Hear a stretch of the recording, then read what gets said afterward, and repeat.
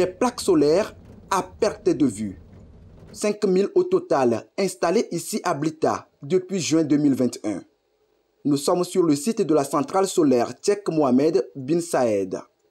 Bientôt 2 ans que l'ouvrage a été inauguré par le chef de l'État Faure Essozi Gnassingbé pour augmenter la capacité de production propre du Togo à 265 MW.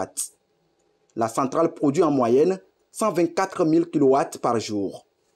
Cette centrale est l'une des plus grandes de la sous-région ouest africaine. Dotée d'une capacité de 50 MW, elle génère environ 90 255 MWh d'énergie par an, de quoi fournir de l'électricité à plus de 158 000 ménages togolais, dont 9% de la demande de la région centrale.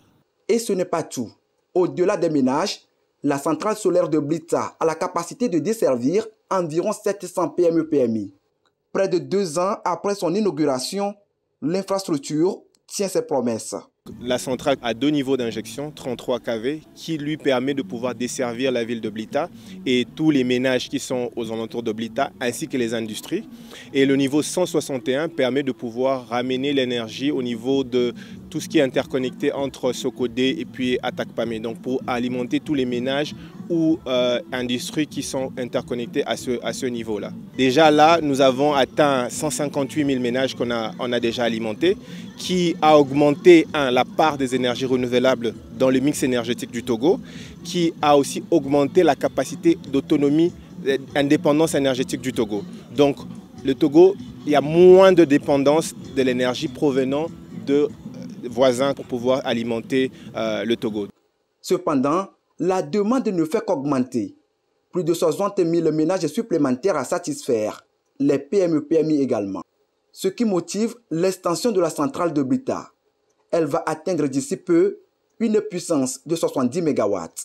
Cette extension, elle a une particularité parce qu'il y aura des batteries de stockage qui permettra, eux, d'assurer une stabilité du réseau et de pouvoir récupérer la ville de Blita pour ne plus avoir des temps morts quand les réseaux interconnectés avaient des fois des problèmes qui se coupaient et la ville de Blita dépendait du réseau interconnecté ou bien de la centrale pour pouvoir être alimentée. Et là, avec cette particularité de cette batterie, ça permettra de pouvoir récupérer à Blita pendant les temps morts de la ligne 161. Cette centrale deviendra la plus grande centrale de la sous-région avec batterie de stockage. Donc sa capacité qui deviendra maintenant de 70 MW plus 4 MWh de batterie de stockage. Donc ça permettra que la centrale puisse atteindre la grande capacité par rapport à toutes les autres centrales solaires dans la sous-région. À l'image de la centrale solaire de Blita, 2 autres de 60 et 80 MW seront bientôt construites à Salimdé dans la préfecture de Tchaoudjo et à Awandjelo dans la Koza.